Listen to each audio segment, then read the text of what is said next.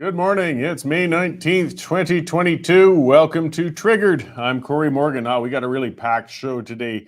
Lots of politics, lots of sports, lots of everything going on. Of course, we got to go with those important observances I like reminding everybody of every day. Today is National Devil's Food Cake Day. Make sure to observe that. Enjoy your devil foods cake. As well, it's International Hummus Day for a more exotic food in a sense. Hummus is great stuff, for a veggie dip with some garlic and that. It's made out of chickpeas. If people aren't too familiar with chickpeas, one of the things to remind you, the difference between a chickpea and a lentil, for example, is Hunter Biden never paid $500 to have somebody put a lentil on his face. I'll let you guys think about that one. So we got a number of good guests on today. Danielle Smith is going to come on. She's made her announcement to run for the leadership of the UCP. That was kind of anticipated, though. Until last night, we didn't know the job was actually going to be open. So now she's hitting the ground running, and it's time to get rolling with that. I'm going to have Rachel Emmanuel. That's our Alberta Legislative Bureau Chief there. She was at the center there when Jason Kenney made his announcement that he was no longer going to stay on as the leader of the UCP. So she'll tell us a little bit about what she saw and heard there. And then Jean Charest, I interviewed him. That was a prior one. It was recorded. Again, it's hard with those federal candidates, but he put out a policy on justice reform, and I found it to be a good one, actually. I found it to be admirable, at least from that direction. You don't have to support everything a candidate puts forth or support the candidate, but hey, I like good ideas no matter where they come from. So we have a conversation with him. And of course, we'll be covering lots of other news. The Battle of Alberta, the other one began last night. What a crazy game that was. I mean, we almost had more goals scored in that one game than we saw in the entire previous series there with Dallas. But, very sloppy back and forth. That could have been anybody's game. I don't think anybody can come out of there feeling confident that either of their teams would necessarily win the rest of the series. It was an interesting way to see it blast off like that. The same, though, the Flames, after their last series, were used to just shooting at a net and never getting it in. They didn't anticipate scoring so often. So that threw everybody for a loop. Either way, game one is down. We'll see how many more there are to go. That's certainly going to grab Alberta's interest for the next little while. Another thing grabbing Alberta's interest, though, and I'll get into that, was the announcement last night. We did that live special. We were up quite late, pretty tired around the newsroom today. And that was the results of the leaders' review. So Kenney's last decision as his leader of the UCP was the right decision. While he technically won the leadership review with more than 50% support, he realized his position was untenable. So for the sake of the province and his party, and likely his own sanity, he chose to step aside. Now, if Kenney had tried to cling to power despite such a weak showing in the review, the UCP would have torn itself to pieces. There's no guarantee that's not going to happen still in the future, but he couldn't sit on there with such a slim number support at that point. In the end, what many members at the ground level and even in caucus concluded is that Kenney just couldn't lead the party to victory in the next year's general election. Polling numbers have consistently indicated that Rachel Notley's NDP could win the next election if nothing dramatic changed within the UCP. And the dismal fundraising numbers were telling the same story. So with 3 years in power and with Kenney at the helm, the UCP had lost the confidence of Albertans. There's no guarantee by any means that a new leader will manage to right the boat and win the next election. It's possible that a new leader could actually fare worse than Kenney had. I know some Kenney loyalists are implying as much.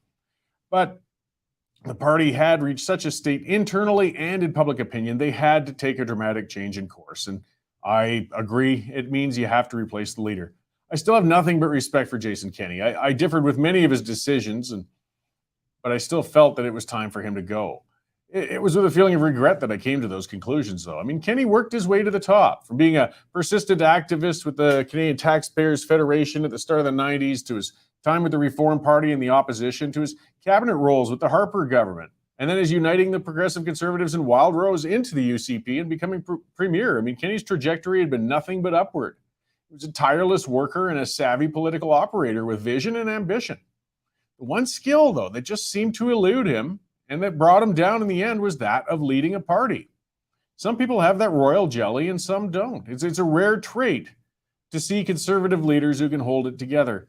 By their very nature, conservative-minded people tend to be individualists. We don't like being governed and we chafe under authority.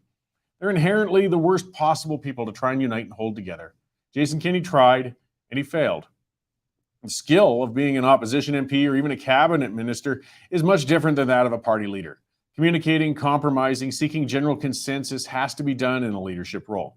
Kenney, on the other hand, tended to be introverted even within his own party, preferring to keep within his own tight circle of staffers. He rarely compromised on any positions until he felt cornered and forced to do so. And he didn't engage directly or candidly, with his own caucus members often. It created a recipe for internal party discontent. When trying to put out the fires within his own party, Kenney's team played political games. They stacked nominations while disqualifying other contenders and fighting off all efforts to hold a leadership review at all, through controlling the party executive and eventually pulling every string possible to try and stack the review itself. Those efforts soured the membership, and watching those will sour the electorate. When Jim Prentice lost the general election in 2019, it was due to voters expressing disgust with the political games being played. The luring of Danielle Smith across the floor with the other crossers was considered by political insiders to be a brilliant coup, but it was viewed by voters as dirty inside political brinkmanship. The view shattered trust among the electorate with both the PCs and the Wildrose parties. People didn't vote for Notley's NDP because they liked the socialist policies. They did it because Notley appeared more trustworthy and honest when compared to conservative options. The new leader of the UCP will be well served to remember that lesson. Trust is far more important than policies when it comes to elections. The trust with the UCP was eroding early as constant revelations of dirty play within their own leadership race came out. People were repulsed, and it just never improved. If the next leadership race becomes mired in questionable political play, Notley's going to waltz back into the Premier's chair next year. The UCP needs more than just a new leader. They need a new attitude. And this winning at all costs approach from staffers and campaigners has to stop. The public at large is no use for it, and they're going to reject it at the polls. Kenney's tenure is finished. I suspect whenever he fully steps down, he's going to have the best night's rest he's enjoyed in a decade. He's earned it. He did what he could, and it was a lot, but he fell short in the end. Let him retire from public life in peace, should he choose to. There's little sense dancing on his political grave now. The clock is ticking. The UCP has an opportunity to turn the ship around, but it will have to happen quickly, and they have to do it right. Let's hope that some lessons have been learned as they go into the process of picking a new leader. All right. Actually, I don't see Dave in the newsroom there. He's typically there waiting for us. Oh, I see him down there. Yes, I got a different screen on the go. Let's bring Dave in and check in with what's going on in the news there. Hey, Dave, how's it going? Good, Cory. I was getting worried I was invisible there for a second. Well, you were. I've got that nice big screen off to my right, but it takes different scrolling and such to see who's where. So yeah. I overlooked you. I'm sorry about that. That was a hell of a night last night, wasn't it? Oh, boy, it sure was on every level. Yeah, UCP once again proved their incompetency at counting ballots in a timely measure. We missed most of the Flames game. Did you have to share the kennel with Duke the Wonder Dog last night? I was allowed to come into my own bed, but Jane was not amused that our date night got overrun by covering a live political event. I'll have to work hard to make up for that over time. Well, I'm sure living with you, she's probably used to that by now. Seeing as though you met on the political tour, didn't you? Well, our earliest dates were going to political events, yes. So she had a pretty good idea what I'm about. Nice, very romantic. Yes. We've got lots of stuff today already on the Kenney fallout. We've got a University of Alberta professor, Wesley, who says, hey, don't count him out. He may not be done yet, noting that he hasn't actually resigned the premiership yet. And really, there's nothing to stop him from running in the leadership race. But really, he's got to be a sucker for punishment if he wants to do that. Arthur Green is a very happy Flames fan this morning. He was on your show with his bitter rival Lee Harding the other day, the big Oilers fan. Well, it was Arthur that was having the last laugh last night as Mike Green proved to be the great goalie we always knew he was, letting in the first two shots in less than a minute. So Arthur's got his very biased game report up there now. Big political news in Saskatchewan. I guess resigning is in the water. Saskatchewan's NDP leader, Melly, resigning this morning after not increasing their seat tally in the last provincial vote. Scary story right now on the site. The worldwide breakout of monkeypox has hit Canadian shores. There's 17 suspected cases of the dreaded disease in Montreal, and it's been spreading around Europe and Spain and Portugal and United Kingdom, and the United States had the first cases yesterday. So it was only a matter of time before it hit Canada, and it seems to be hitting Montreal in a big way. So something else to worry about, along with the bird flu. Our Matthew Horwood has talked to various people in the chicken and egg industry about the bird flu that's ended up killing hundreds of thousands of birds in Canada. The conservative political leadership has its first victim, Ed Fast, a BC MP who has resigned as the party's finance critic after complaining about Pierre Poilievre's comments that he was going to fire the Bank of Montreal, or sorry, the Bank of Canada president. So, yeah, you'll have to excuse me, Cory. We're all dragging our tails a bit today. This afternoon, though, our Mel Risden is less than a happy reporter. It was interesting. She got a shout out on Hockey Night in Canada last night from Ron McLean, as it was our Mel that officially named the Red Mile. So that was good for her. She's now standing in the cold and miserable rain of Calgary outside the McDougall Center, covering the UCP caucus meeting. And to be a fly on the wall in that meeting would be highly entertaining, I think, Cory. Yeah, no, it's going to be a full busy day. I see one of our people who does like to watch details to get the facts correctly. And Mr. Demore was commenting, Mike Green, who might that be?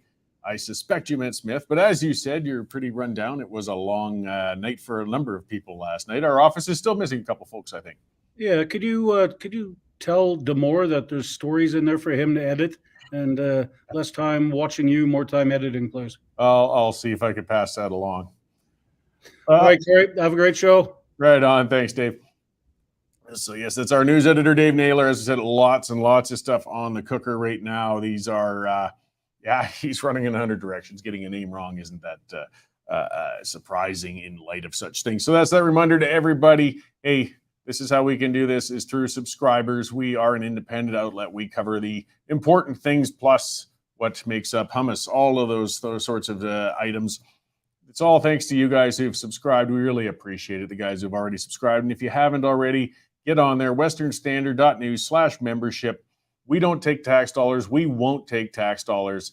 That means we stay accountable to you as subscribers. And it's been going great. That's why we've got reporters all over the place. That's why we got so much content. We could even afford to have Mike Demore watching the show and editing news copy at the same time over there on the West Coast. So, as well, be sure to use that coupon code TRIGGERED. You can see on the screen. If you take out a membership, you'll save $10.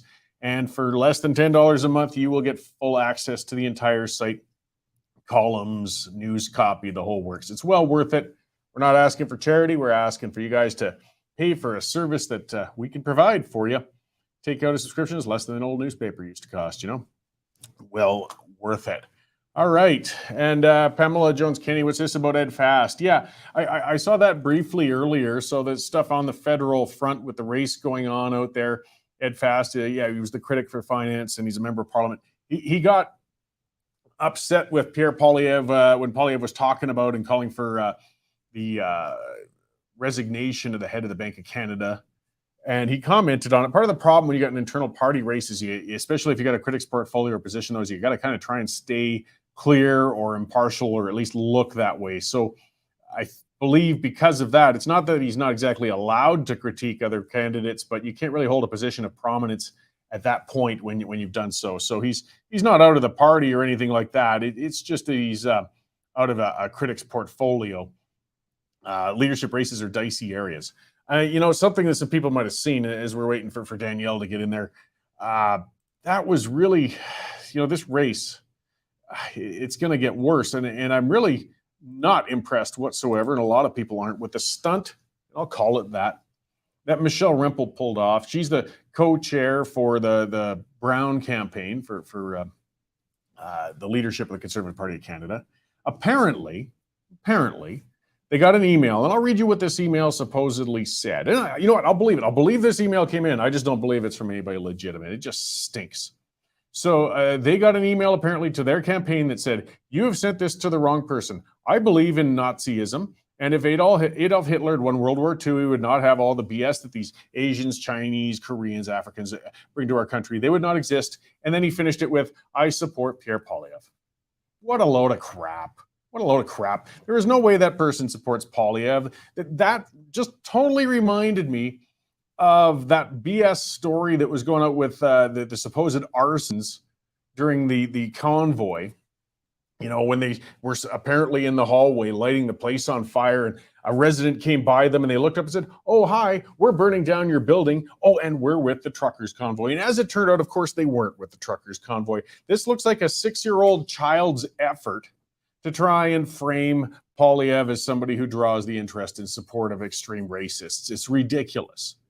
So that sort of idiocy happens. That's fine. Those sorts of emails get sent by morons. That's fine.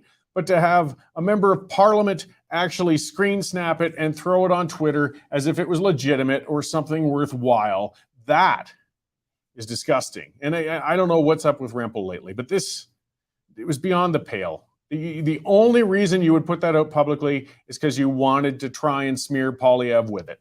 It's a low tactic, and it only hurts your own party. It hurts everybody. This race baiting and this crap has got to stop.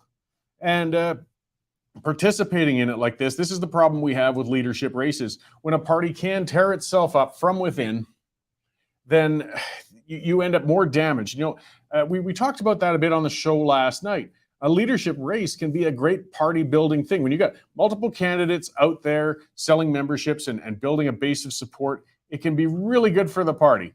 But if you get out there and start ripping into each other, tearing yourselves apart with your own candidates and things, you can do more damage than good. So when I saw what Ms. Rempel Garner did with that posting, this race is going to be going on until September 10th. And if you're going to smear each other with stuff like that, the Conservative Party is going to come out of this federal race a heck of a lot weaker than it went in, no matter who ends up winning it. And this has got to stop. It's just not the way to go. So I see in the lobby, and I know she's extremely busy, we've got Danielle Smith. Speaking of leadership races that are kicking off, let's bring her in and have a quick chat. Hello, Danielle. How you doing? Hello, Cory Morgan. I feel like I just saw you yesterday. Hey, almost, right? So who ended up winning on the bet? I thought it was going to be a 43% vote. Who ended up predicting 51%, but then the premier would decide to step down anyway? I don't know if I heard anyone predict that. Nobody predicted that. No, I came in at 48%, so I was the closest in percentage. But as I'd said too, I was throwing a dart at the board. It could have been 10% away from that just as easily. I wasn't. That was just a lucky guess. Well, I let me just commend the premier for making the decision that he did, because I think he recognized that there would be serious unity problems in the Conservative movement in the province if he didn't step aside. And you know, I've had my differences with the premier, but he has done just such tremendous work on the energy file and getting our voice out in Washington and the rest of the country. And I hope that by putting my name forward, I can continue that good work. So I appreciate all the public service that he's done and him taking a step back for now so that we can turn the page on a few of the things that have been controversial over the last couple of years. And so I'm looking forward to being in that discussion.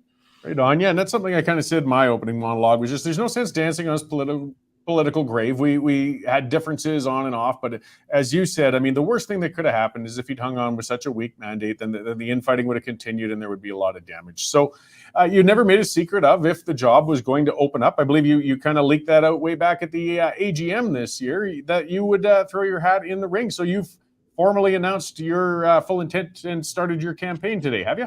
Yeah, I did. We did that at 11 o'clock. I know that you were all busy doing your show, so I'm glad you were able to make some time for me. The only sad part is I had a couple of other shows that I had planned for Western Standard, but I'm going to have to suspend the Danielle Smith show until further notice as we go through this leadership campaign. And I think from my perspective, part of the reason that I want to do this is I know that my decision years ago to join Jim Prentice and try the early flawed failed effort at unity was very unpopular, and both of us suffered as a result of that. But I think that what we're seeing now with the passage of time is that that unity is really the only answer for Conservatives in this province, especially now that we see that Rachel Notley and the NDP have been polling at 40 to 44%. That may not have been the case back in 2015. So who knows how that would have turned out. But the fact that the left is that unified. It means that there needs to be a unified conservative movement. And if we can get a lot of voices from a lot of different perspectives rebuilding this party, I think we have a really good chance of winning another majority in 2023. And I hope I can contribute to that discussion, and hope I can contribute to keeping the party and the movement unified. Well, that's it. And it's kind of, again, I had my opening monologue, was the difficulty we always have as conservatives to try and stay in the same room and not be at each other's throats.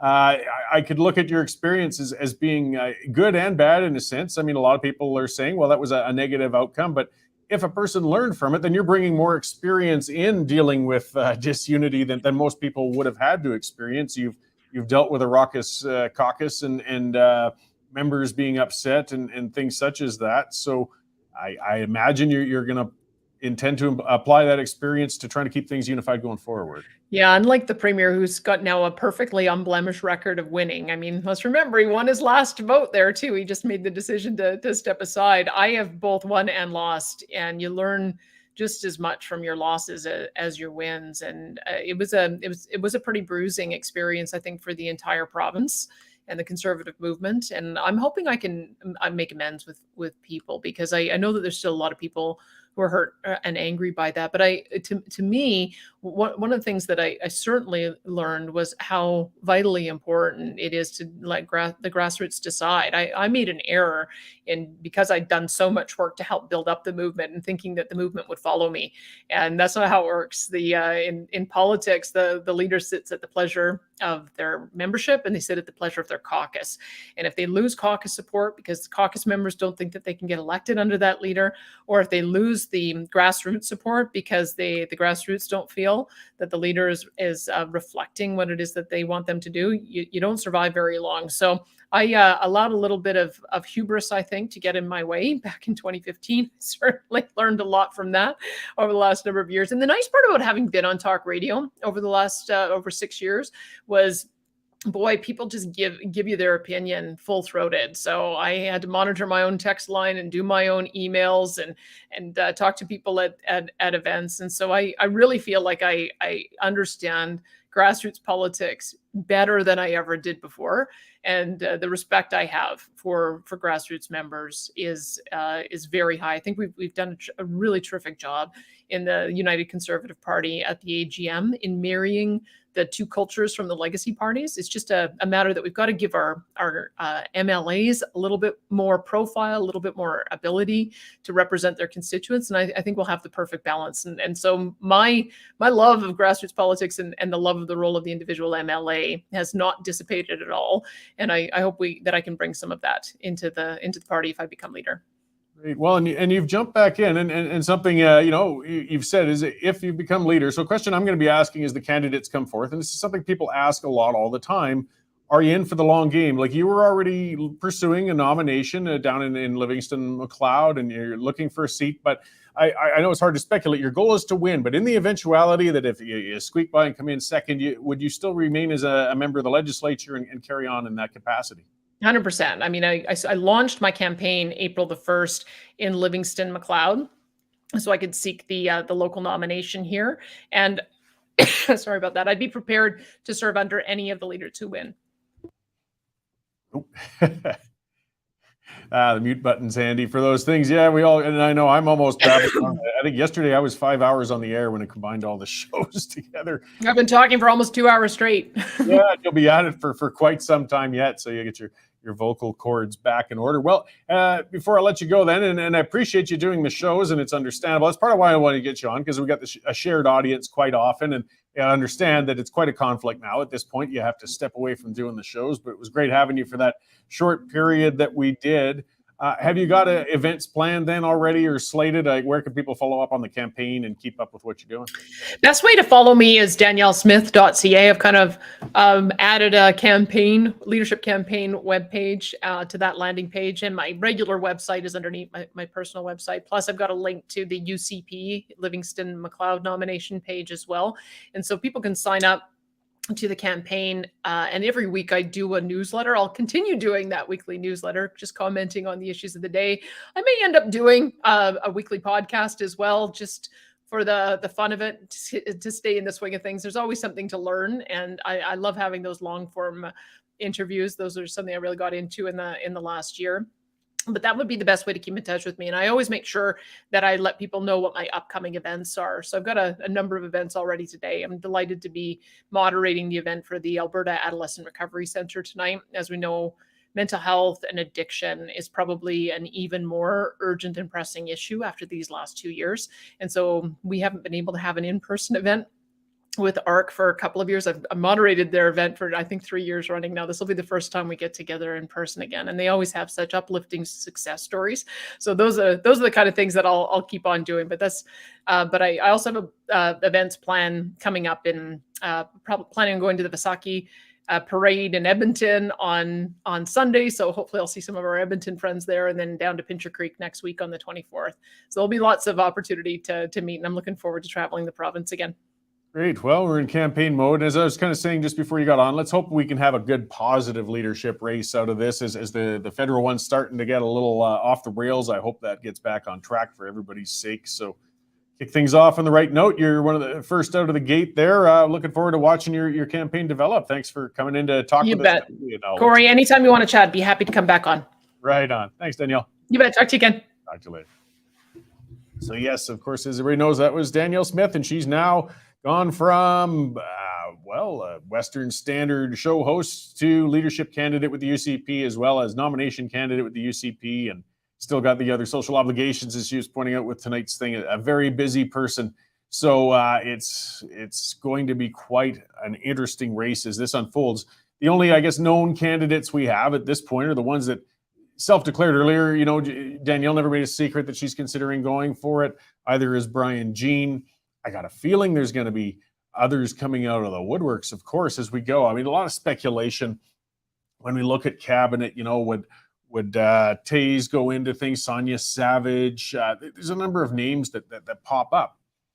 We'll see. I mean, nobody quite knew. I mean, this was kind of fast. So people can make your long-term plans, but we didn't know 100% until last night what was going to happen. Maybe, and not everybody would necessarily trust the results. You know, there was a lot of questions about that and things too, but maybe Kenney would have come in at 70%. Then what do you do? Or what if he came in at 30? We just didn't know. So now it's happened. Kenney has stepped aside, and the race is on. Let's see, Vlad, you know, whatever. Kenney's gone. If you want to carry on and rant about it, what do you want? He's left. I would say the questions, I'm sorry, for those who are just listening to the audio, I'm responding to a commenter who's just quite upset with Kenney's past governance. And that's fine. That's fair. But what do you want us to do? You know, entire show is ripping about it. He's moved on. I'm moving on now to seeing who's going to come in next. You got valid questions about what Kenney did in his term, and that's fair enough. And a lot of things to be upset about. That's why he didn't win his review for a number of reasons. I would put those questions to the candidates, not to the media who cover it. And either way, we were going to keep watching. And I mean, myself, you know, for the first time in this last year now, for the first time in decades, I don't have a membership. I'm not in any of the parties. Who's this John Ben Jehovah saying, why wouldn't Todd Lowen or Nathan Cooper be viable options? No, they are viable options. If they throw their names in, we'll see. That's, you know, right now we have Smith and we have Jean. But that's only because they're the only two who've said they're going to go for it. It doesn't mean that they're necessarily in the bag or the front runners. They're just the only runners at this point. But again, it's not even been, 18 hours since Kenney announced he's going, if that. So some people, I'm sure there's a lot of backroom talk going on. So as we said, Mel's out there shivering just a few blocks away from our offices here at the McDougall Center because there's a full caucus meeting going on. I imagine Kenney's talking with them about what the plans are, what's going on. There's a lot of question whether Kenney's going to stay on as the interim leader until a new one's selected, or if they will pick somebody else to sit in that role. That's a big one. It takes, and we see it go both ways. We see when a person resigns from a leadership that they sometimes, you know, well, they just leave and pack it in on the spot kind of and move on. And others who stay in as the interim until another one's selected. It takes swallowing a lot of pride, I think, to be able to stay there when you know you're on the way out, but to maintain that role. But I guess it also helps to tie up loose ends or things you had to do. I mean, it was pretty sudden. We didn't know until last night what was going to happen. all I can say is that at this point, this race for the UCP is very, very important. A lot of people have a lot of views. The bottom line is there's going to be a new leader, or again, somebody's thrown out there. Maybe Kenney will run for the leadership. There's nothing stopping him there. If whether or not he'd win, I doubt it. To be honest, with such so many efforts to try and get things working his way and winning the leadership review, if he couldn't win that, I just can't see him winning a leadership. I gotta imagine he's tired, he's dejected, he just wants out at this point. I mean, he's already resigned once. Would you want to go in and work your butt off for another few months only to not win the leadership after that? We'll see. There's a lot of balls in the air right now.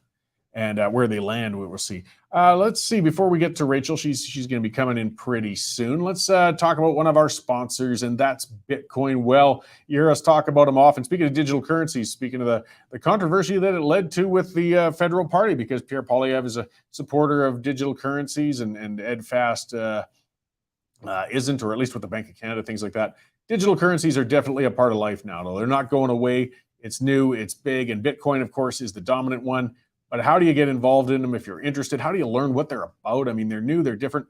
Bitcoin, well, that's what these guys are for. That's what they're about. They're a Canadian company. They're publicly traded because, I mean, again, you want to be safe. You want to make sure that you never entrust your money to an organization that's going to misappropriate it or take off with it. It's bad enough that we got the government doing that all the time. Bitcoin, well, the money stays in your hands. They facilitate your entry into digital currency world, and they're a legit group. That's the important part. You can have face-to-face free one-on-one consultations with a real live person there, the old way, before the pandemic way. If you're in a rural area or somewhere else, they can do Zoom meetings, things like that too. But they will show you if Bitcoin is for you or if it's not, and show you how to get involved and get into it. So check them out, guys. Bitcoinwell.com.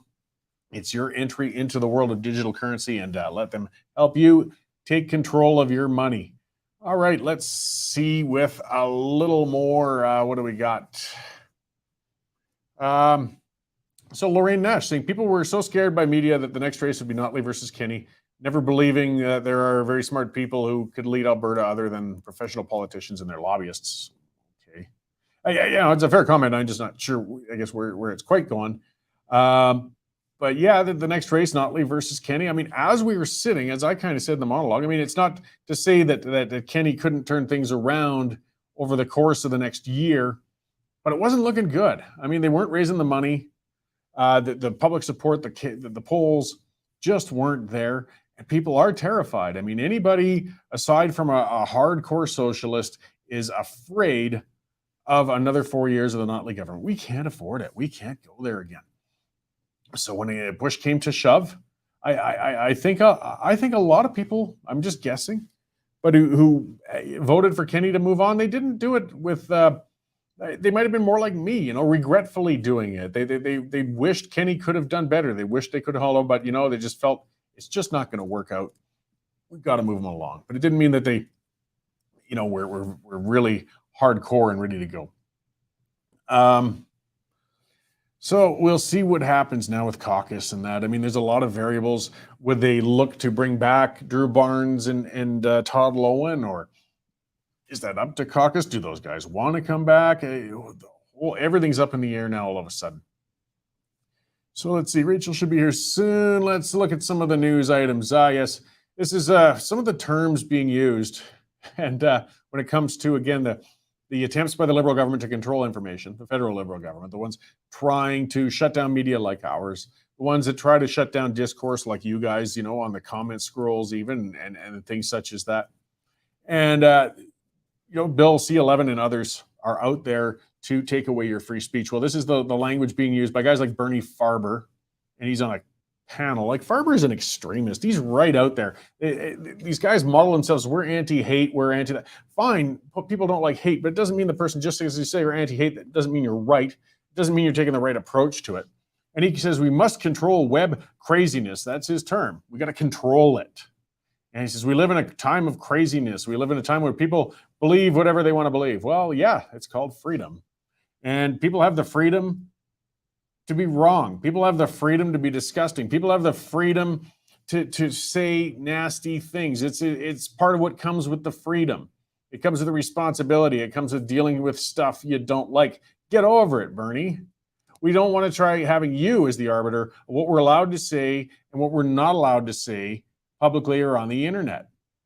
But this is where they're going. And they use that. They use the most extreme examples of lunatics and racists and nasty people as an excuse to control the speech for all of us. It's way too dangerous to start squeezing away the free speech, the free expression of the majority because of the words of a tiny, and they're a tiny vocal minority. But these committee hearings, when they listen to guys like Farber, unfortunately, we're moving towards the wrong direction. And of course, we get back to the public safety minister, the king of lies there with his constant BS that comes out. And others, I mean, we had a senator, he was talking about how some of the stuff he gets in his emails that would make you throw up because of the anti-Semitism and racism and the rest of it. I can believe it. So what? It's an email. How are you going to stop that? How is your bill controlling independent media going to stop that? How is your bill controlling internet speech going to stop that? Are you going to monitor everybody's email? I wouldn't put it beyond you clowns, actually. So we got some very dangerous discussions going on in the House of Commons, unfortunately. And it's pretty torqued. Okay, let's get to Rachel Emmanuel there. She's had a long night like everybody else. Hey, Rachel, how you doing? Hey, I'm doing well. Happy to be here, but yeah, a little tired. Yeah, lots are. So just to frame it up, you were there in person at the event. It was kind of an invite-only thing down at Spruce Meadows for Kenney's announcement last night. Yeah, exactly. Initially, they had said they were not going to be any media allowed. They said it was just going to be a private event for UCP members. But then sort of the evening before they changed their tune, they said they were going to be allowing select media there. I didn't expect to see as many media as I did. There was quite a few people there. Some of the other reporters I talked to said they had kind of just heard of the event secondhand and invited themselves, as media do. So I think they kind of lost control of the narrative that it was going to be just a small number of media. I think people probably just started showing up eager to cover the events, obviously. It's kind of indicative of another thing that's dogged the Kenney government, to some degree, to the benefit of the Western Standard, that they've always been have a hard time keeping things private. Things leak, they get out. You were formally invited, but things were leaking out otherwise. So not everybody who was at the event was necessarily loyal to the guest list, I guess you could say. So the room, though, I mean, that was something you got to experience that the rest of us didn't. We saw the announcement. Premier Kenney looked definitely quite dejected as he made a short speech. I guess it was kind of an up and down, though, right? Like, that was a hand-picked room predominantly of Kenney supporters, so they were kind of excited with the first announcement that he had won enough, though slimly, to maintain his leadership. But then when he got up and said that wasn't enough, there was quite a bit of, I guess, sadness and disappointment. Yeah, absolutely. It was a room full of Kenney supporters. Everyone was wearing the Vote Yes to Kenney pins that were seen around the room. We could grab one. Everyone was wearing those. When they announced the results, the crowd erupted in cheers. People were very excited. Obviously, it was not a wide margin by any sense, but nonetheless, he had passed, and everyone had expected he was going to stay on, because he said he would stay on if he got 50% plus one. So people were very excited. Then he showed up into the room to do his speech. The crowd was, it was a lot of energy in the room. And then he said, these weren't the results that I was hoping for. It also wasn't what I expected, which immediately caught my attention, because that's just not the way someone would normally begin their victory speech. And I was sort of expecting a pivot, and then he goes and he announces that he will be resigning as UCP leader. And there was just audible shock throughout the crowd. Everyone gasped. His staff looked pretty surprised. I'm not sure how many people knew that this was a decision he was going to be making, but staff that was specifically in charge of media didn't have any answers for us immediately following it. So I think they didn't know that he was going to be announcing his resignation either.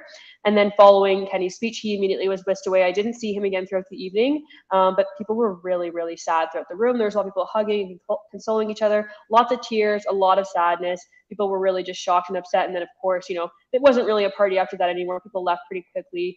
The room emptied pretty quickly after that, and no one really seemed to be in the mood to celebrate anything.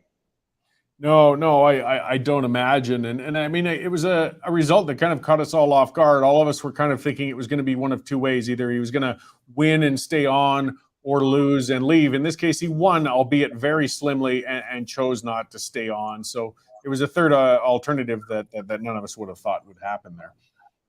Yeah, absolutely. And the irony of that is, of course, as media, when you know a breaking news story about election results are coming, you always have two stories prepared. And we definitely didn't have this story prepared. We didn't have, oh, he survives the leadership review, but he resigns anyways. I think a lot of media were caught off guard. It was actually funny because I, of course, was traveling to DC with the premier. So I spent, a lot of time with him over the couple of days leading up to his leadership review. And I was even chatting with his staff and some of the people who write, who have formerly written speeches for politicians they work for, and they've said, oh yeah, it's always the worst when you get caught in a situation where you don't have a proper speech prepared. It's always best to have a couple things written, because I had asked Kenney, are you going to have two speeches prepared for Wednesday evening, depending on what the results are? And he said, I probably would. And then his staff commented, it's better to have all the options prepared. But we were caught a little bit flat-footed. I think we recovered fairly quickly, but I think every media was in the same camp last night. So while I've got you, and yes, you traveled to Washington with the premier, you had some time talking with him one-on-one.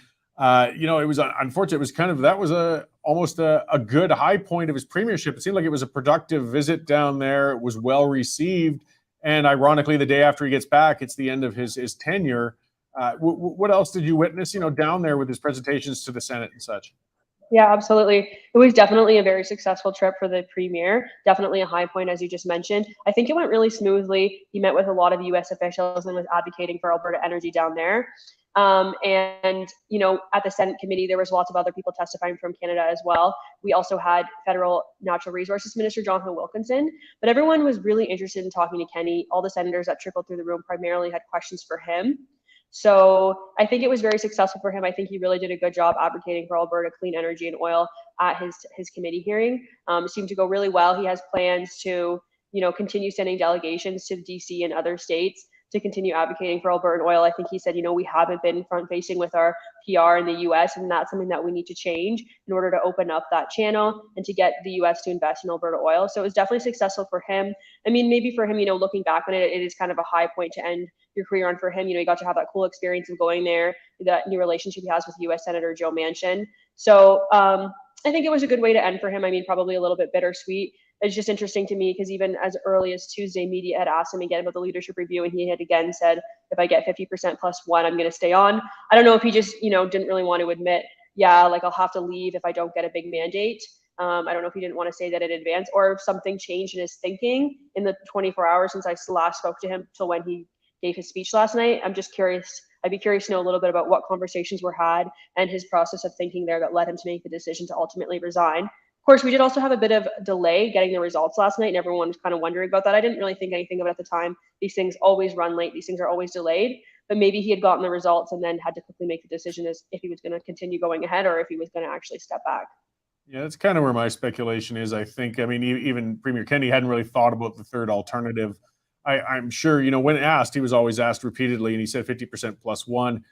Personally, it's just guessing on my part. I think he always believed, though, it would be much higher than that. You don't want to get pigeonholed and say, well, my number is 57%, and he comes in at 56, and then he's bound by his own words. So you set the bar low and hope for high. But, after some, I'm just guessing, but after some thinking about it with a 51.4, he just couldn't sustain a leadership with that. Yeah, absolutely. I think you're probably right on about that. I didn't really kind of thought that through yesterday. And, because if he was to say, I am going to step down if it's a low mandate, it just makes things a little bit more difficult. This way he left the door open to do anything that he wanted to do after he got the results from last night. So that could have been the reason for the delay last night on getting those results as well. So I imagine, I doubt, perhaps it would have been in poor taste, but all of a sudden, did you see any indications? I mean, it's amazing how fast it happens. Once the jockeying starts, the job becomes open. Any potential leadership contenders at that event looking to start to make ground, or I imagine they were probably just kind of keeping it to themselves for the time being? I think last night everyone seemed pretty shocked, but I'm sure for those interested in the job, that's immediately where their mind goes. And no doubt today, that's where all the conversations are going. Who's going to be stepping up as interim? Is he going to be staying on in the interim? Is he going to be stepping down right away? And of course, we're seeing a lot of speculation about people. Danielle Smith, of course, has just announced her candidacy. She's put her name forward, but lots of other names are kind of floating up there. So it's definitely going to be a very exciting summer for us. In media, it's always, we're a bit lucky when things are a little more chaotic. So it's going to be keeping things interesting. I don't think we're going to be getting the break that we thought we might have gotten this summer, but that's all right. I'm definitely looking forward to the leadership review and looking forward to seeing who else is going to put their name forward. Yeah, well, there is that. I mean, on the self-serving front anyways, summer can usually be the doldrums for us. The legislatures aren't sitting and nothing's happening. But now with two conservative leadership races, both going federally and provincially, I'm certain we'll find plenty to keep covering and following and doing. So I imagine it, for the rest of the legislative session, though, you got some interesting times ahead of you until that one closes out when you get back to Edmonton. Yeah, it's going to make things very interesting. I'm not really sure what to expect now. I think we're going to have to kind of wait to see what the UCP caucus today and what's going to be coming out of that to have any more clear answers. Even yesterday, like Kenney staff didn't have any answers for media. They were like, we're not super sure what's going on. They did say that in his speech, he'd announced his intent to resign. So he had kind of left it a little open-ended there. So I guess we're waiting to see exactly when the gavel is going to come down on that. I think that's what we're waiting for at this time. Great. Well, thank you for getting out there and covering it and checking in with us today, Rachel. We look forward to hearing more updates as you have your ear to the ground up there and watching as the political game unfolds for us here. Yeah, absolutely. Thank you for having me. Great. Thanks. That's the Western Standard's Rachel Emmanuel. And just watch, as I constantly say, on westernstandard.news. She's a prolific writer covering your Alberta stuff, or even going as far as Washington with Premier Kenney to get that firsthand accounts there. So some great news out of Rachel. Watch for her on Twitter too. Very prolific, keeping the news up to date and out there. So yeah, I don't know. As she said, it's going to keep us busy for quite some time, seeing what's going on. I know for the general public, they get sick of it. But for political weenies like us, this is just gold. This is our Super Bowl. We watch these maneuverings, but hopefully, as I said to Danielle when I had her on too, that they can keep this positive as much as possible. I mean, you're fighting in a serious race, you're competing, but you don't want to get the elbows up in the corner too much, guys. You got to theoretically work together after the race, and this is going to have to be an open and shut race. They can't take their time like the federal conservatives have been, where they're under the assumption they probably got a couple of years before a general election. We're a year away from one, so the UCP has to get it together, has to get through this race, because a new leader is going to have 6 months at best to consolidate their power and go forward and win Albertans' love before going to the general election. Some of the questions, Cheryl Dawn asking, do candidates have to pony up a deposit to run? They will. I don't know what it'll be. I think from past races provincially, they were usually in the 50 to 75,000 range. It's not cheap. I'm kind of, mixed on those things. You got to have a deposit. You got to make sure they're serious about it. But also saying you don't want to set it so high that it's only an elite who can manage to put their hat in the ring. I mean, the intention is that you're going to have anybody come out of the grassroots and make a run for us. I don't know, 50, 75,000. I mean, some people point out not everybody has that in the bank. No, but if you are an effective leader, you're an effective organizer, and you're serious, you should be able to round that up. I mean, this is a party that's going to need to round up millions of dollars from donors in order to contest the next election. So if a leadership contender can't manage to put 50 or 75,000 together, maybe they just won't have it enough to take the party to that next level, even if they're genuine and moving forward. So, I mean, that's things that the party executive is going to have to do. What happens, and I've been through these races. My long-suffering wife, Jane, in politics, has a number of times as an executive director with the Wildrose and in other roles been on committees for leadership. And talk about a thankless, miserable job. I tell you, when you try to manage those internal leadership races, it's a workout. The first thing, though, they're going to strike a committee. Then they're going to set about their rules. That'll include the timelines. That'll include the entry requirements, the deposit requirements, all of those things. And they're going to have to do it fast and careful, because you don't want to screw up either. This is an important, big race. And we'll see what happens. I mean, Albertans, it's up to them now to choose. The other ones that are going to suffer a bit from this, unfortunately, it's the way it goes, is the other alternative parties. We talked to Paul Heyman a bit last night. I worked with Paul quite a bit in the past, and, with the Wildrose and the Alberta Alliance even, and things like that. And Derek asked Paul about that a bit too. It's painful. When you're running an alternative party, these leadership races suck the oxygen out of your room. It's hard to get members. It's hard to get people excited because they say, well, wait a minute. I want to see what's going to happen with, in the past, it was the Progressive Conservatives. Now it's the UCP. So there's that new Buffalo Party. There's the Wildrose Independence Party out there. Then there's a couple of other things. The Independence Party of Alberta, they changed their names. They're fighting with each other, the Judean People's Front or whatever the hell they are this week. But they're there too.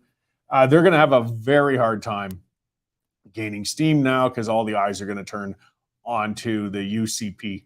Doesn't mean they're gone by any means, but it does toughen their task. Okay, I'm going to speak to a sponsor and then pivot a bit to federal because I've got the interview with Jean Charest that I do want to run. But let's talk about the Canadian Shooting Sports Association, one of our great sponsors. These guys, their name says it all. They're an association of people involved, interested in shooting sports. They have all sorts of resources online, like any association would, whether it's networking with other firearm aficionados, things like gun shows, events, instructional videos on safe use of firearms, of course, things like that. As we can see, cowboy action, black powder. There's all sorts of firearm hobbies, perfectly safe, that people enjoy. And this association helps you get the resources to do that. And then most importantly, on top of it all, they're standing up for your right to continue to safely, legally use firearms, as you have been for a long time. And it's important, though, that you help them. Because, if you don't take part, you don't take out a membership with them, they don't have the resources to get out there and stand up for you. So check them out. Go to the Canadian Shooting Sports Association. It's CSSA-CILA.org. Take out a membership. It's not that much, and it's it's an investment in making sure you can continue to have your right to enjoy firearms.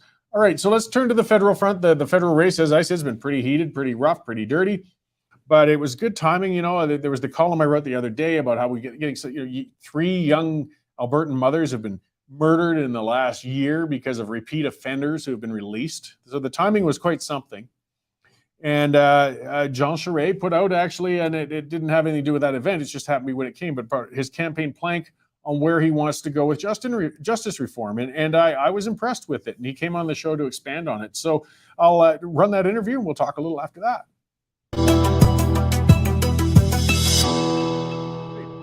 Well, thank you very much for coming back to the show, Mr. Charest. I saw the release this morning with you're putting out your policy on justice issues, and it was just quite the timing. I don't know if you've been watching Calgary issues much lately, but we've had a lot of crime issues going on, and a recent event where a mother of 5 was unfortunately killed in a incident with a couple of cars that had been chasing each other, and shots were fired, and it turns out that the suspect had been charged with 6 previous attempted murders, gangland involvement. He pled it down, got recently released, and now we found ourselves with a woman who's lost her life and left 5 children without a mother. So to see the timing on with where your release is going, I guess, on justice reform and really targeting the violent crimes and the inappropriate firearms use was. I just wanted to get you on to expand on that, because this race really hasn't gone into the justice system yet, and it's a very important one. And Cory, what you're describing, which is a terrible tragedy in Calgary, is also happening in other cities, including Montreal, where in the last few days we've had shootings in broad daylight and murders, gang crime. And Toronto, of course, is also another city that's under pressure, and more of a reason to be very firm on crime. And I would bring back an opportunity for Crown prosecutors to ask for minimum sentences on gun crimes. I would also increase sentences for those who assault police officers or first responders, firemen, or those who are healthcare workers or social workers. Also stronger sentences on hate crimes, and a special RCMP unit to deal with this issue of all these illegal handguns coming into Canada. That's the real issue on guns in Canada. It's these handguns that are coming in from the United States, and to stop that as much as possible. Also more policing on transit routes, because we've had incidents there. But Canada needs to get up its game on security in all the cities of Canada, including Calgary. Well, and that's a good conservative approach, and that's where some people get a lot of concern, with the long guns. People who hunt or target shoot and things like that often feel like we're being, picked on or targeted in these. When statistically, that's not where the issues are coming from. As you said, it's predominantly illegal handguns or people with gang involvement where these issues are happening, and we're not going to address them properly if we don't target them. And Cory, I am a hunter, and I know hunters well. I know farmers also well enough to tell you that if we have limited resources, which we always do, it's never been unlimited, but all the energy and money and resources that we have and should be put into fighting crime in cities and these gangs and these organized crime in cities who are using handguns. And handguns that are coming in from the United States, that's where the effort needs to be. That's where the threat is. And it breaks my heart to see that this, what happened in Calgary over the last few days. But I'm sorry to report the same kind of things and crimes are happening in Montreal, which used to be, Montreal used to say, oh, we're not Toronto and we don't have a crime problem. Well, you know what? They do now. And so we need to get serious about this and have tougher sentences and be very firm in dealing with handguns, illegal handguns. Well, that's it. It's frustrating. As I said, we see that these are people that we've had in custody that have already indicated they're quite dangerous individuals, yet somehow we seem lapsed. But then just to play devil's advocate, mandatory minimums can be pretty dicey in the justice system and often don't withstand court challenges down the road. Can legislation be crafted that would be able to withstand those sorts of challenges if it came about? I think the way of dealing with that, Cory, is what we're proposing, to make it optional for Crown attorneys to either press that charge or not press that charge. Now, that means that they have to think this through. They have to justify it. They have to invoke the special circumstances that would justify them laying a charge for a minimum sentence, which I think will meet the test of a charter challenge that will inevitably come down the road. The problem in the previous format is that the courts looked at this and said, well, you just can't blanket charges in the same way on everybody in every circumstances. Okay, so we listen to what they have to say. This is an approach that will give the Crown attorneys, though, real tools to work with so that we are dealing with repeat offenders and make sure that we keep them behind bars and keep our communities secure. And I didn't see it necessarily in that release, but it's all justice related. It's one of a larger problem. And it kind of you mentioned transit and emergency workers and people who get, they put themselves at a lot of risk. Often it's connected with, we've got a very bad opioid problem and addiction epidemic going on. And I mean, that's part of what brings the gangs, of course, too. When they see a means of making money, unfortunately, the unprincipled and organized crime always follows. Are there measures perhaps to try and see how we could address that aspect of things? I mean, if it's not profitable for organized crime, that could reduce some of the impacts. It's a big, complicated issue, I know. Well, the opioid crisis in the country right now is a terrible tragedy also.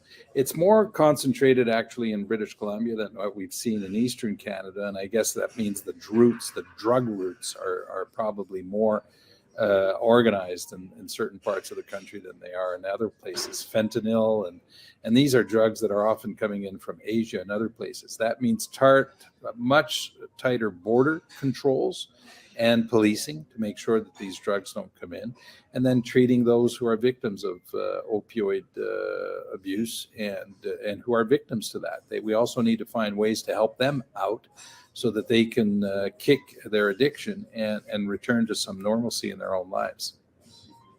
So hate-motivated crimes you had in there as well, which again, as with any, it's an odious thing. But so you're not talking about bringing new laws on the books, though. Your policy is just talking about increasing the potential sentences for that sort of crime? Well, actually, Cory, it would demand that we legislate. If we want to bring in legislation, if we want to have the ability to give Crown attorneys an option to lay down minimum sentencings, then we have to bring in legislation. The same would be true for tougher sentences for those who attack or who aggress either police officers or firemen or first responders or nurses or healthcare givers or even social workers. So yes, we would have to bring in legislation. I'm hoping that the other opposition parties would, because we'll be in government at that point, would cooperate to make this happen as rapidly as possible. So if we were to increase incarceration times for people upon conviction, quite often we have a lot of our correctional facilities are already full or overloaded. I imagine that would have to be coupled with some sort of means of either freeing up space or increasing space in our facilities to take in more people for longer sentences. Well, we have to look at that on a regular basis on how we're organized. Do we have to expand space? Hopefully we're not in a world in which we're actually just jailing more people because there's more crime. But If we have to do that, we'll do that, but we'll do it on a needs basis, and we'll do it in a context where we're not trying to jail more people. I mean, let's be clear here. That's not the idea. The idea is to deal with criminals and hardened criminals who are a threat to our community, and make sure that we always observe the cardinal rule, Cory. And the cardinal rule is security of our communities first and foremost. Everything else comes second. And that's the way that my government would approach this. Yeah, well, and it's likewise. I think most people with common sense realize we don't want to pack our prisons full of car thieves over extended long sentences. Though I mean, it's still a crime. It's as of concern we want to get the people who've been committing violent crimes and seeing a pattern of that. I think the California 3 strikes law, when they tried that some years ago, failed dramatically because of that. Because people with very minor offenses found themselves with very long sentences, and then they didn't have space for the very serious offenders when the time came. But it's just, you know, I'm asking because, of course, when you do justice reform, it has a ripple effect all the way around throughout the entire system. And being smart about it means that you have to trust the judgment of the Crown attorneys who are laying these charges, who have the information about individuals, about their prior convictions, about their behavior, about their releases, and who are in the best position to say, well, this is a person who deserves a minimum sentence because they're not getting the message, and we need to protect our communities. So if we trust that we can trust the right people to make those calls, we just need to give them the tools so that they can actually do the right thing. Sure. And likewise, as you said, you know, setting up a police task force to target the smuggled firearms and handguns in particular, would there perhaps be examining giving more resources to Canada Border Services Agency as well? I mean, they're on the front line trying to prevent that. Definitely. Canada Border Services has a key role to play, and to allow them to do the work they need to do to be able to find these firearms where they come in, or patrol in areas that are vulnerable. We have a very long undefended border with the United States, and that means there's a lot of ways for criminals to be able to make their way through. And so the border services have a key role to play in this respect. Great. Well, I guess, you know, it's a big issue. I'm just happy to see it come up. Crime and justice have always been big ones with me, and we often don't hear about them. They don't hit the top of the polls with the public often at election time. It seems to be more like incident by incident when we get upset with it, but we've always got to look at these things. So hopefully the other candidates will respond now that you've broached the issue. It's important to hear from everybody on it, and I appreciate where you're coming from with it. Is there more you'd like to add before I let you go on your? Conservatives are about law and order. This is a core value of the Conservative Party, and one that I believe in. So this policy is about our value of respecting law and order and the rule of law. Thank you, Cory. Great. Well, thank you very much, Mr. Charest. And well, we look forward to watching and hopefully speaking again as the campaign continues to unfold. Thank you. Talk to you soon. Bye-bye. Thanks. So as you saw, that was Jean Charest, and the federal Conservative Party of Canada candidate, and his justice platform I spoke to the other day. I'll address a couple comments. I know that I think among our viewer base and audience that Charest is far from the first choice for people who'd be voting in the Conservative leadership race. But I do want to address why I cover some of these. So Sylvia Hollowatch says, but the Western Standard seems to be giving him a huge amount of time, and makes me wonder which way the Standard leans. Well, I don't know about a huge amount of time. I do 5 shows a week with 2 guests on. This is only the second time I've had Mr. Charest on. He is the second, more than likely, if there were a poll to be held, he's holding second place within the Conservative Party for the leadership right now. It makes him a newsmaker, and we're still going to cover him. It doesn't mean we lean one way or another. I mean, it's important for us to cover all of the ones who were on top and who were there. I've interviewed all the rest of the other candidates, aside from Brown, who hides from the media. He's got a weird campaign going. And I'll probably talk to the others again. Getting back to what I said at the start, though, and I'm happy Mr. Charest brought it up, because as conservatives, and one of the things he was right about at the end, and I know he's not very conservative on most fronts, that's for sure, is that crime and punishment, justice, these are core conservative values. And we haven't heard from the other candidates on that. They haven't made this an issue in this race yet. And maybe now that Jean Charest has brought it up, it'll prompt the other ones. Baber might come out with a statement on it, or Atchison, or Leslie Lewis, all of them. I mean, Charest came out of the gates first with it, and I was happy to talk to him about it, particularly when he was taking a stance of being tougher on crime rather than lighter. It doesn't mean you embrace every part of his platform, but that part of it was, in my view, correct. I wanted to hear more about it, and I hope to hear more about it from other candidates, but it doesn't indicate which way the Standard leans or doesn't. But something else with this is an opinion show. So yeah, you get my slant here. There's no doubt about that. It's triggered with Cory Morgan. The reminder of the Standard, I mean, we're predominantly a conservative outlet, but our news copy stays balanced. Just that reminder that's we cover who's on top, who's making news. So when you see stories about Charest, well, it's because he was making the news. Like Dave Naylor, our news editor, makes sure things stick to what's important in the news. It's not a leaning one way or the other. So we give a heck of a lot of oxygen to all the rest of the candidates too. We just take them as they make the news. But it was a good conversation. As I said, I just want to hear more on it. And I'm glad that it was brought up by somebody. It doesn't matter who. That's the important part with these things. So as I was saying, maybe if there's other candidates you're strongly supportive of, that's where you send them the email. Hey, what's your stance on it? Get it out there, because right now we haven't heard from you on justice issues yet. I mean, that frustrates me a lot. So let's see. Kim Holmes saying, "Do all your interviewees pay to be on your show?"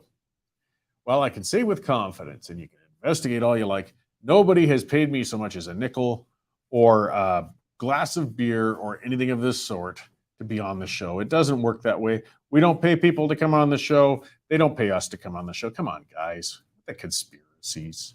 Just because I interview somebody you don't like doesn't mean they paid to get there. And he made valid points. You don't have to agree with them. We just want to cover everything. It's a race. This guy is second. Wildrose asking if I've extended an invitation to Notley. You know what? There's a good fair point to throw back at me. No, I haven't. Maybe I should. I got nothing to lose. I know the odds of Ms. Notley responding and saying she would come on the show were extremely slim, but there's nothing to lose in asking, and it would be very interesting to get her on, to be honest. I certainly would, same sort of thing. I would disagree with her strongly on most issues, but I'd like to have the discussion. And if and when I do get Rachel Notley or any of the progressive type candidates that I disagree with, the other thing I got to, some people have gotten at me too, and I've gotten some sort of left-leaning candidates. Why weren't you more on their case? Why weren't you the pit bull? Well, I have a couple of different roles. When I do my monologues, when I get going, I'm giving my opinion. When I'm on Twitter, I'm the Cory the jerk. I'm doing my knifing. When I've got a guest in, I value them though as a guest. I treat them as a guest. They're here. They're giving us time.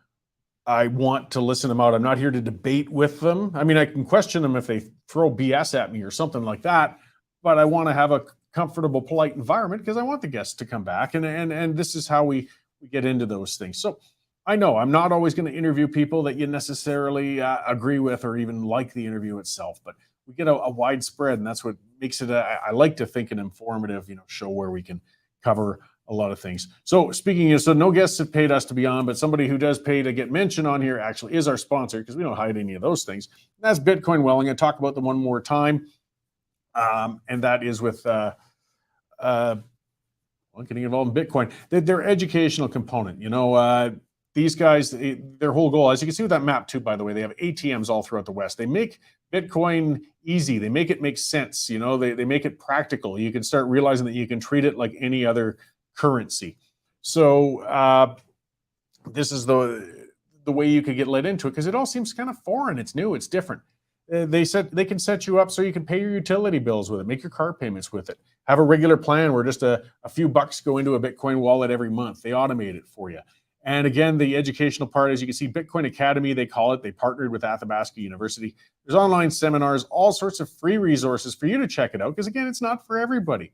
But you want to know and you want to go in informed, and that's what these guys are all about, a trustworthy source to inform you and let you know whether or not Bitcoin is right for you, and then help you in the process if you choose to invest some of your hard-earned money into it. And you work hard for it. You want your money to be safely invested. I mean, I can't guarantee whether it's going to go up or down. The main thing is make sure you're not going to get ripped off in the process. And that won't happen because you always have control of your money, and Bitcoin Well will help you direct it towards digital currencies should you choose to. So check them out, guys. BitcoinWell.com, a good Canadian company. All right, let's have a look.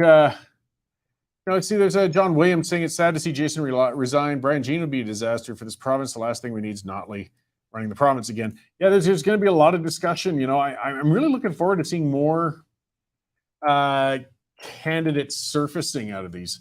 So far they've never made a secret. We've had Danielle Smith and Brian Jean saying they're going to go for it, but others are going to come up, as Colleen are saying, I have you see me interview more people, and that's it. And I want to talk to, when the race gets going, I'm going to want to talk to every one of them. I suspect there'll be a couple of UCP candidates people aren't going to like, already are perhaps. But you can't learn about them without talking to them. I'll bring them on. If they're running, they're welcome on the show. So let's look at some other news items while we get going, wrapping today. Here's some other stuff from the news. Higher costs without results. Yes, the cabinet created 2 Indigenous departments that and this is in Indigenous affairs all the time, with added cost but no results. This is one of the issues with government in general, and again, particularly progressive government, where they focus everything on intention rather than outcome. I want it to be like this, so we'll spend the money on this. We won't sweat how it actually turns out.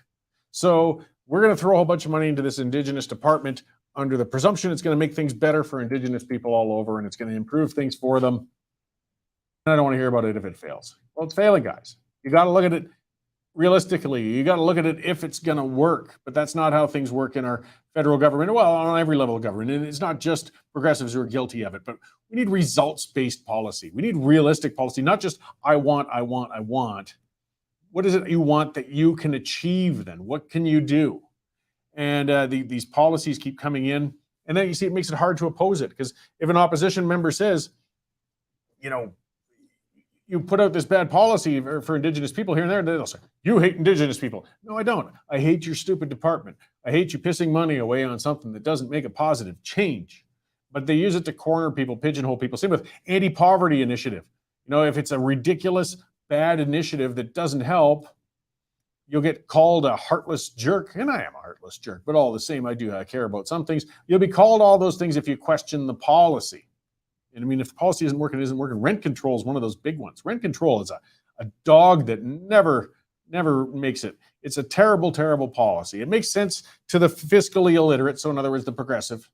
But anywhere when rent control gets brought in, where we're saying, and you see, you could put the sob stories, you can show, and they're real. There's people under real pressure. There's families with limited incomes that are getting evicted. There's people who can't pay their bills, and you could show that when they're moving out or moving into a shelter or into subsidized housing. So this is terrible, and you're right, it is terrible. But putting a cap on what a landlord can charge for rent doesn't work. See, even if your intention is to help everybody there, it doesn't work. That's the part you got to face. When you do that, what happens is you get less rental property on the market, because people say, well, I'm not going to spend my money and invest and risk and deal with managing rental properties if I can't make money on it. So they get out of it. And you actually end up with less housing for the people who are most vulnerable. Your policy has the opposite outcome of what your intent was, but they still won't face that. They won't accept that. We've got to have results-based policy. So particularly in areas, like I said, in sensitive ones, Indigenous affairs, we're finding that increases in spending, hiring additional employees. And we're not talking about small bucks here, guys. In spending, let's see, in 2019, they estimated spending grew in that department from $14.1 billion to $18.9 billion. The employees grew from 4,600 to 8,300, and you aren't seeing any outcome. You aren't seeing any improvements. You aren't seeing any benefit from this. We're just throwing good money after bad. And it doesn't mean that you hate Indigenous people if you oppose these policies. It means you hate seeing the money going down the toilet. If it's not actually working, why are we doing it? It shouldn't be considered extreme or unreasonable to ask these things. We really got to change this government out. That's one of the problems we get a lot too in government on every level. If they're in too long, they get stale. It doesn't matter if it's left or right. That was one of the things back when I used to be involved in politics and I'd run in campaigns. I was born in 71. It was the same year that the progressive conservatives got in. And all the way into my 40s, I was able to say that in my entire life, so I'm getting to be a middle-aged man, I'd never seen a different provincial government in Alberta. That's pretty scary. That's way too long for any one party to be in power. It's not healthy, even if it's a conservative type of party. And federally, same thing. So the longer the Liberals are entrenched, the uglier it's going to get. And you know what? If the Conservatives got in and they were in for 12 years, things are going to be getting very stale, sour. You're going to see corruption in a lot of those issues as well. It's important for us to stay engaged and keep turning things over. Not, I guess, turning them over in a crazy way like Italy goes through, 18 governments a year or something. But we can't let them entrenched too long either. Here's another justice one, a story that's interesting, put a face to their crimes. Federal prisoners who meet their victims face to face. So let's talk about outcome-based stuff, are less likely to reoffend. This is correctional service research. Because, I mean, this is something I've talked about too. I mean, I want to see violent offenders locked away for good. I do want to see real sentencing, get these people off the streets, get them out there. But the other thing is too, for those who are going to get out, whether we like it or not, they're going to get out. Let's do everything we can to try and make sure they are not, as well as we can, that they're not going to reoffend, which is hard. I mean, the recidivism rates are terrible depending on the crime. But one of the things, apparently some data, and I can see this making sense, show them what they did. Let them see the victims face to face. Now, this is hard because the victim doesn't necessarily want to face the person who violated them, the person who assaulted them, the person who robbed them. So, I mean, you can't just force the victim to come in and have to re-endure that. But for the victims who are willing to, hey, anything that helps. Show the real cost, because these guys, to a degree, are sociopaths. They shield themselves, I'm guessing. That's the only way they can commit crimes and sleep at night. They don't think about who they're hurting. They really don't. They don't think farther down the line, even if it's property crimes or other things. If you want to see the effect, when I owned my bar, I mean, not just violent crimes, but crimes that are repeating. When I owned my bar in Prentice, we got robbed a couple of times. There was a crime spree. There was a gang of guys. It turned out they were extremely dangerous. It's a long, long story. I've talked about it a couple of times. But they robbed us repeatedly, and they were on the loose, and they were on a crime spree, and they robbed other bars and businesses all throughout our area over the course of weeks. It was violating. When we showing up, my wife Jane and I at our business, when the windows are smashed, and they smashed all the equipment inside, they smashed my POS system, they stole our stuff. You feel violated. You feel wronged. You feel stressed. And there's a picture of me from a CBC interview I did because it was in the middle of all that. It had been after about 10 days of it. And I know I'm no spring chicken, and I don't look all that young at the best of times. But this was about 4 years ago. And I swear that picture makes me look like I'm 70 years old, because that's how stressed and exhausted and sleepless and horrible I was feeling just from being robbed, property crimes. I mean, I never even one-on-one with them. So it's just, I like seeing some of these studies. Maybe, how can we stop these jerks, from reoffending at least? Maybe if they got to face more of those people, it sounds like, and actually realize there's a cost down the line for the actions they do, there's less of a chance they're going to reoffend. So I like any studies that perhaps, again, that's what I'm talking about, outcome-based. Maybe if they've done the study and found out it didn't help, well, then don't bother with it. But I want to see things happening. The best thing that can ever happen with anybody who does go to jail is that they come out and don't offend again. It's the thing we can always hope for. I mean, then they can get to work, they can participate in society, they're not going to stress people anymore.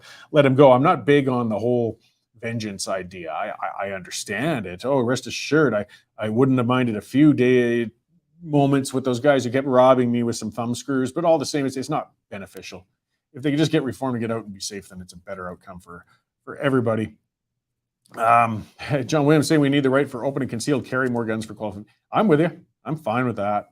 And, part of the things too, and if you're not going to, if we don't have the resources to protect ourselves from criminals and robbers and things such as that, allow us the ability to protect our own stuff. Look at the crap Eddie Maurice had to go through because he defended his family and his baby in and out of the court system for months and months. We should have the ability to defend ourselves and our property, and with force if need be. So that's another area of justice reform. I should have asked Charest about that one. I wish I had in hindsight, but I'll get the chance to talk to him again. So yeah, here we go. That story about what I was going on about before too, with that BS with the conservative race with Michelle Rempel-Garner and Patrick Brown. They're investigating a complaint now against the party lodged by Patrick Brown's campaign about a racist email it says it received from a member. And she threw it out on Twitter. And the Canadian press, of course, is reporting on it. They say they haven't been provided with a copy of it, by the way. Guys, is this it? Is this really it? Every random, stupid, extreme email gets a press release nationally, goes out to an investigation by the party. Every dumb asshole who can set up a Gmail account, spend $10, take out a membership, and write what could be a completely anonymous email and say they're a supporter of somebody. It's repugnant, and I'm still ticked off. You can tell I get ticked off. I like Michelle. She's done some decent things, although I was critical of her, of course. Yeah, John Williams brought up with her weird, bizarre apology for being white the one time.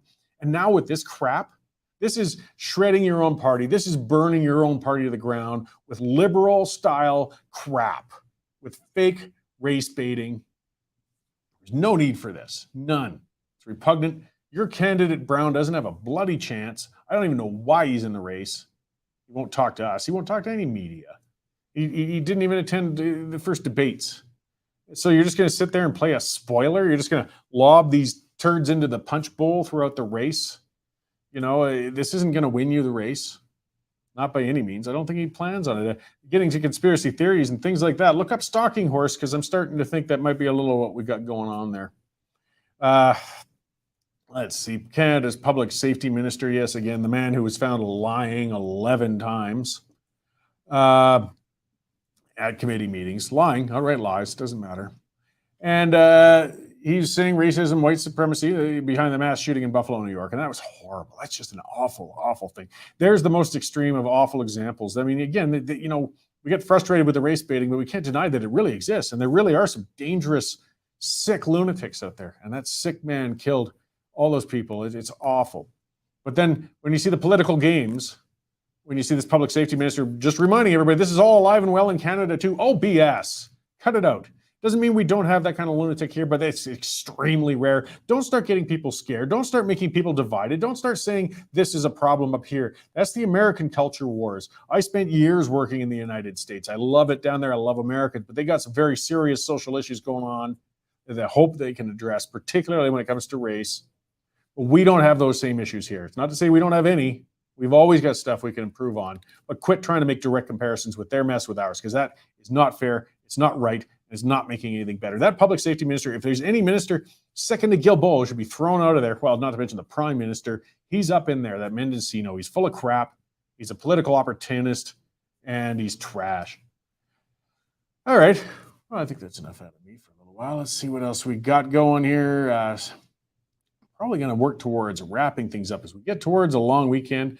Battle of Alberta is going on tomorrow. I've got, yes, so this is going to be two representatives from the Association for Disability Workers. This is an interesting one. They've been in a wage battle. You might have seen a bit of that in the news. And these are people who work with individuals with disabilities at all sorts of levels. They're caretakers, care individuals. It's a tough job. It's not an easy one. And they haven't gotten a raise in something like 7 years. I mean, the cost of living for everything has gone up. It's one of those areas where, and they're not unionized, they're not necessarily direct civil servants. But as a conservative, one of the things I've always felt, our obligation is always to take care of those who can't take care of themselves. You know, it's distinguishing between those who can and those who won't. But people with serious disabilities can't. And those are the ones we should help. Those are the ones I don't mind a bit my tax dollars going towards helping. And the people we have in charge of that are grossly underpaid. And of course, that puts the living standard of living for disabled people at risk and a lot of things. So I'm going to talk to them a bit about that and what they got going on. Then I'm going to talk to Franco Terrazzano, because yes, Taxpayers Federation, we're due. I haven't had him on in a few weeks. But there's always tax talk, spending talk, things like that. And Franco and I are going to have a chat about a few more things. I think he was talking about a gas tax freedom day and some other things they've released. So that and updates on whatever's going on in the caucus meeting today and whatever other news breaks in the next 24 hours and more. So thanks for joining us today, guys. That was a good show. I appreciate the interaction, and I'll see you all tomorrow morning at 11:30 a.m. sharp.